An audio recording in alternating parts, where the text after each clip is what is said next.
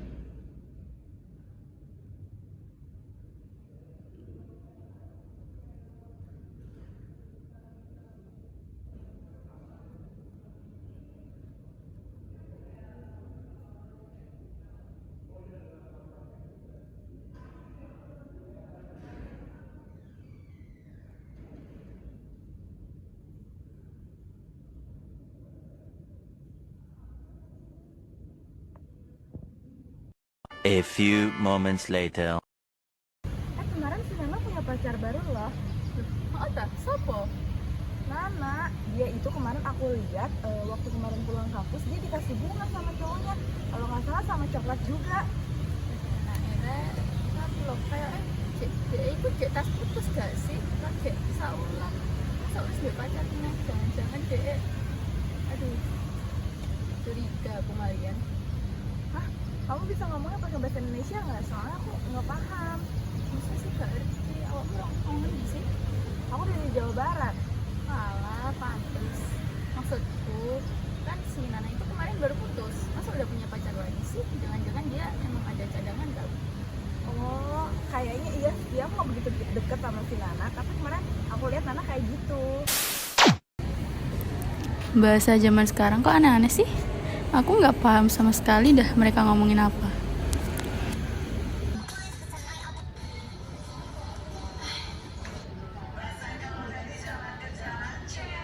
Bahasa gaul ya, bahasa gaul biasa digunakan untuk berkomunikasi dengan teman, kemudian keluarga yang dekat gitu, kakak, adik, pacar, atau siapapun. Penggunaannya pun sebenarnya sudah dari lama sekali, hanya saja penyebutan istilahnya ini beda-beda setiap masa.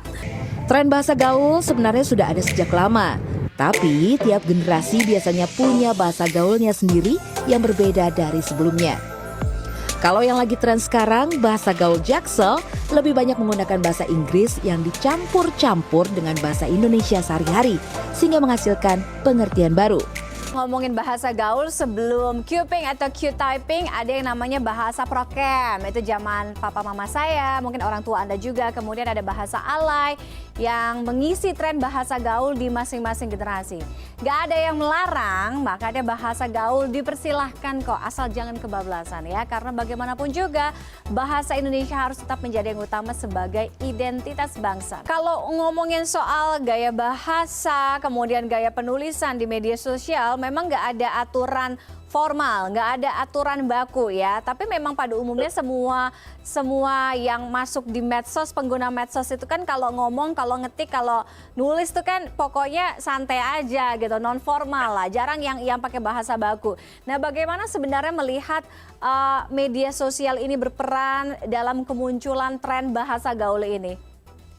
Ya, jadi kita harus pahami dengan baik bahwa bahasa sebagai media komunikasi itu dalam bentuk lisan atau lisan.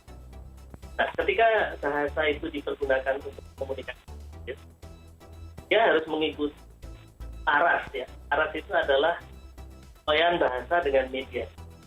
Kalau misalnya dia bahasa lisan, ya cenderung lebih non formal, bahasa tulis.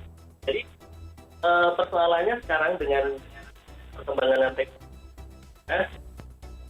ini apa saja yang dipakai untuk komunikasi ya, apakah itu namanya WhatsApp, apa itu namanya Telegram, apa itu namanya SMS, itu lalu presentasi di komunikasi lisan gitu, sehingga jangan nyaman dan formal itu terbawa ke dalam bentuk maupun Telegram dan bahkan ketika email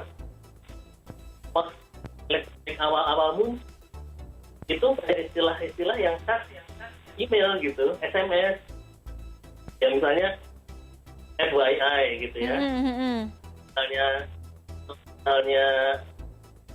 TWW gitu ya, itu pada awalnya sebagai sarana komunikasi cepat, orang langsung paham gitu loh. Diperlukan pemahaman arah baik atau maupun komunikan harus sama-sama paham. Jadi sebenarnya penting dan sebagainya itu yang perlu kita. Persoalannya adalah apakah semua aplikasi itu efektif gitu. Yang kadang-kadang banyak SMS ya, dengan di WhatsApp itu yang keliru oleh penerima, hanya dikenal dengan baik.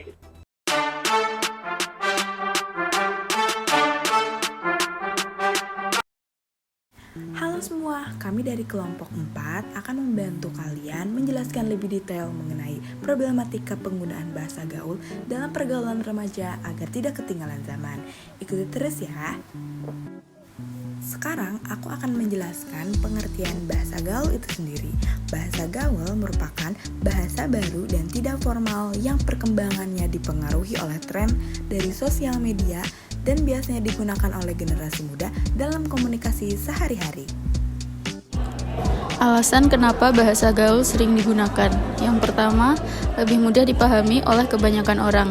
Yang kedua, agar terlihat gaul dan tidak ketinggalan zaman. Yang ketiga, mudah diimplementasikan dalam kehidupan sehari-hari. Dan yang terakhir adalah menganggap bahasa Indonesia ataupun bahasa daerah susah untuk digunakan dalam komunikasi pergaulan remaja. Selanjutnya ada jenis-jenis bahasa gaul. Yang pertama ada akronim. Contohnya pansos, yaitu panjat sosial, mager, malas gerak, atau bucin, budak cinta. Terus yang kedua ada abreviasi. Contohnya itu kepo, knowing every particular object. Jadi ini lebih ke arah bahasa Inggris yang disingkat. Selanjutnya ada jenis-jenis bahasa gaul. Yang pertama ada akronim. Contohnya itu pansos, mager, bucin. Ini lebih ke arah bahasa-bahasa gaul yang dipendekin dari bahasa aslinya. Lalu yang kedua ada abreviasi, yaitu contohnya kepo, atau AFK, dan elmao. Ini lebih ke arah bahasa Inggris yang panjang, kita pendekin agar lebih mudah untuk dibicarakan atau dikatakan. Lalu yang ketiga ada kontraksi, contohnya itu sae, yekan, pansih. Ini lebih ke arah bahasa Indonesia yang dipendekkan artinya. Lalu yang keempat ada clipping, yaitu contohnya itu halu, bro, atau profesional, pro. Lalu yang kelima ada ragam walikan, contoh itu alik, skui, kane, ngap, sabi. Ini dipakai ketika kita menggunakan atau berbicara namun dibalik kata-katanya. Lalu yang keenam ada penggunaan bahasa asing. Penggunaan bahasa asing atau daerah, contohnya damage, auto, ngefly, ambiar, dan cringe. Yang ketujuh ada asosiasi, contohnya receh, sultan, dan ngegas.